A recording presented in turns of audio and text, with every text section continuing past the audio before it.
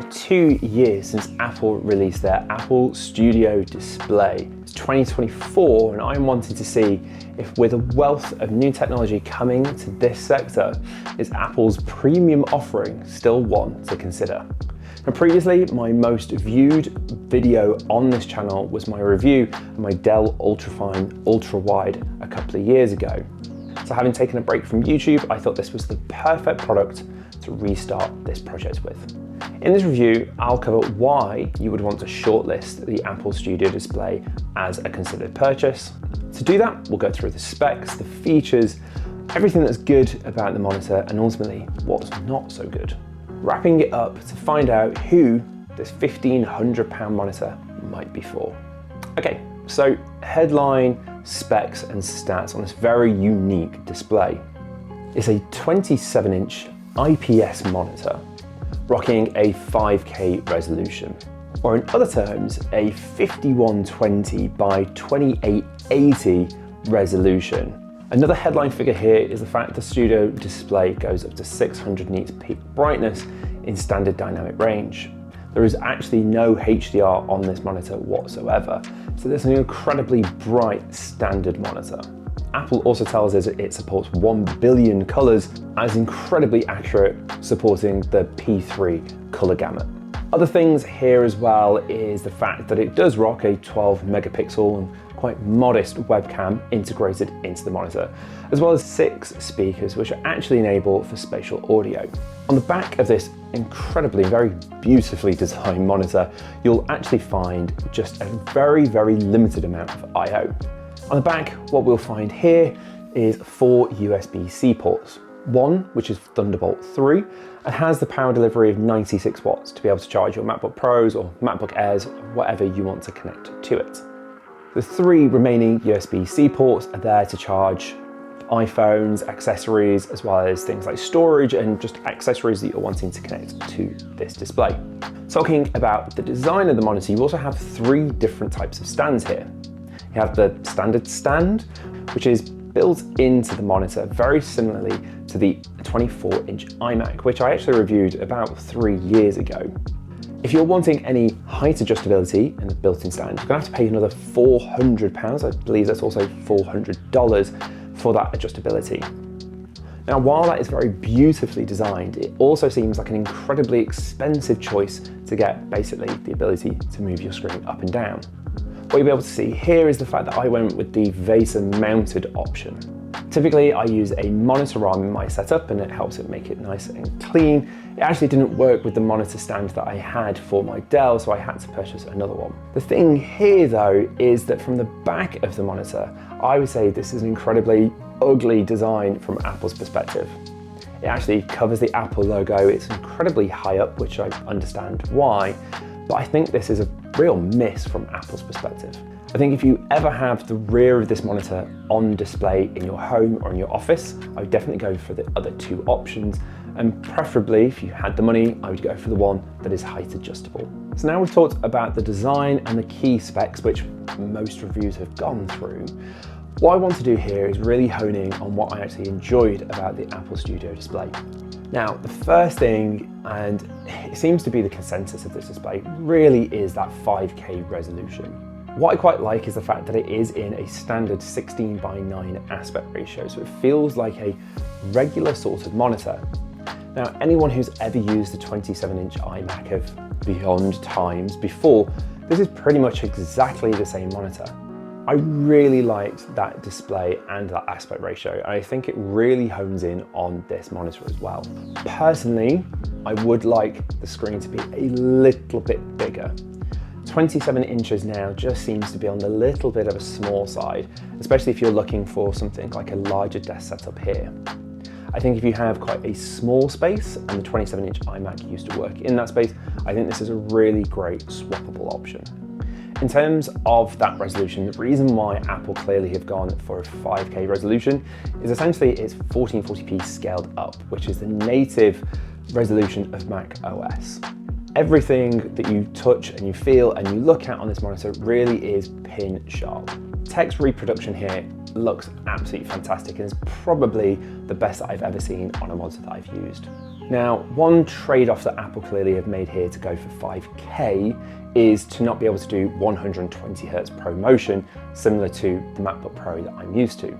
That seems to be a bandwidth issue for Thunderbolt 3, which doesn't seem to be a problem with things like DisplayPort 1.4 and 2.0 or HDMI 2.1. Again, this seems to be a real kind of miss from Apple, because I think if they were able to bring 120 Hz to this monitor, that would really sell it.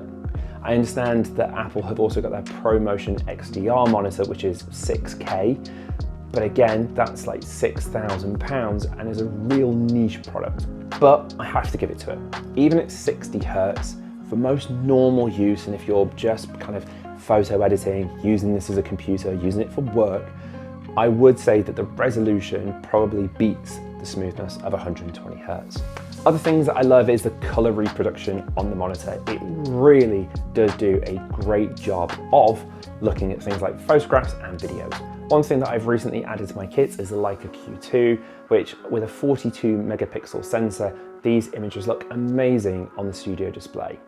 Other things that I like about this monitor, well, to be fair, even though the backlit panel is a single backlit panel, which for 2024 standards is pretty bad, I don't actually think this does a bad job of it. If I compare it to my LG C1, which is just next to it in my setup, you can definitely tell the difference of those black levels.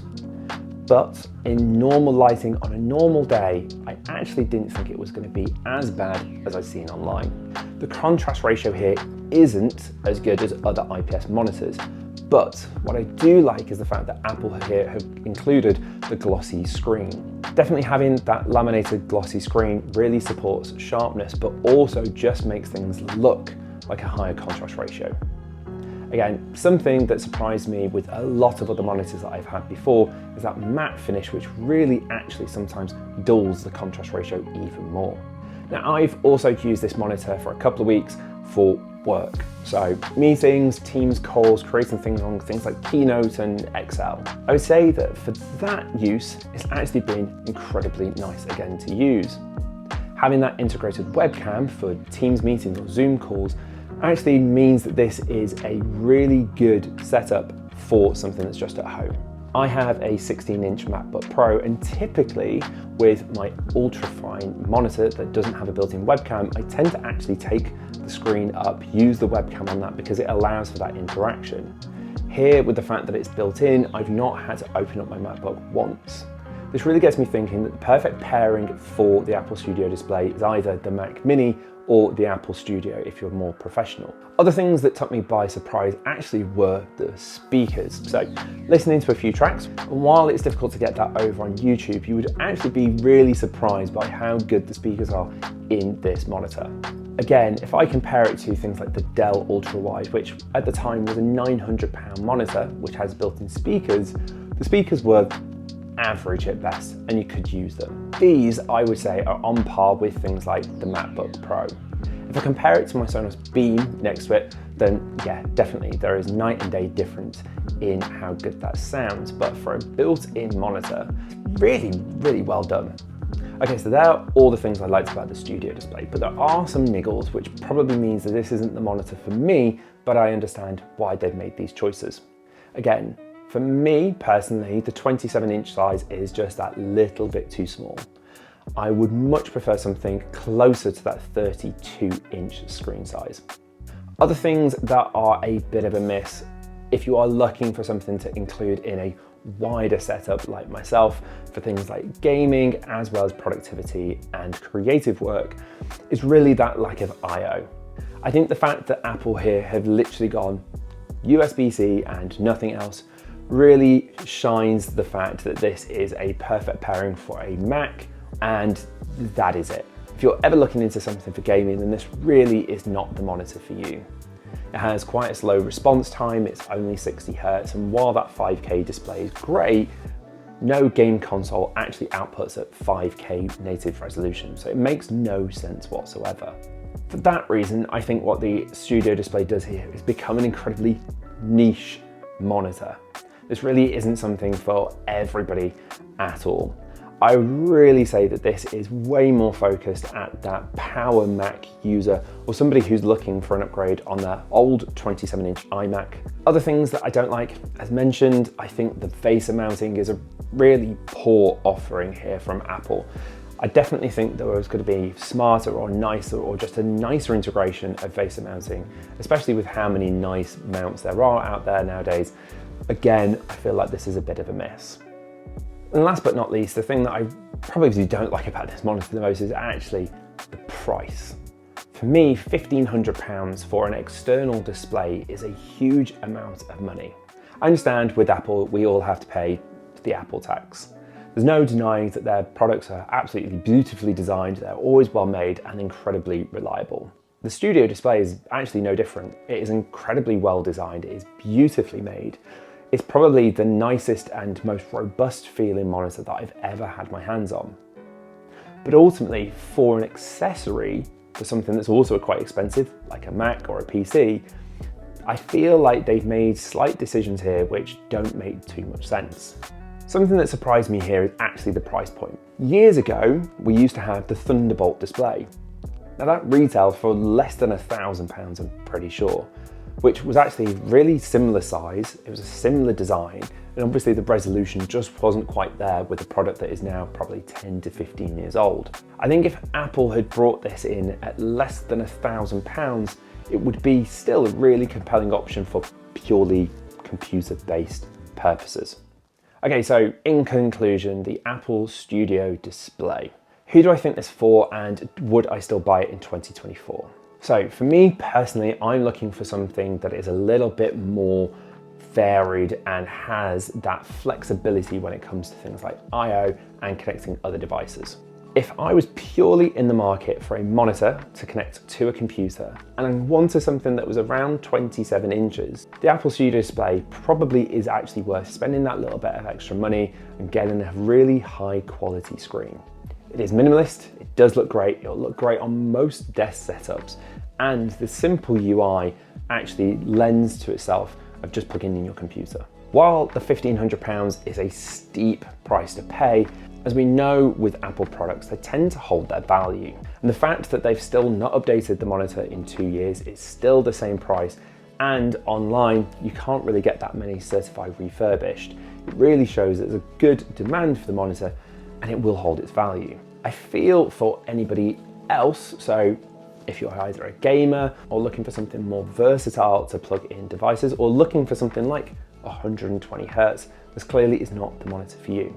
Excitingly, I think I might have that monitor in my next video, so remember to click subscribe if you're still here watching the video. I really hope you've enjoyed the review. If you have, please leave a comment or a like or a subscribe.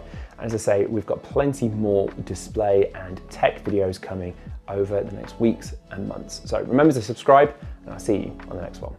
Bye for now.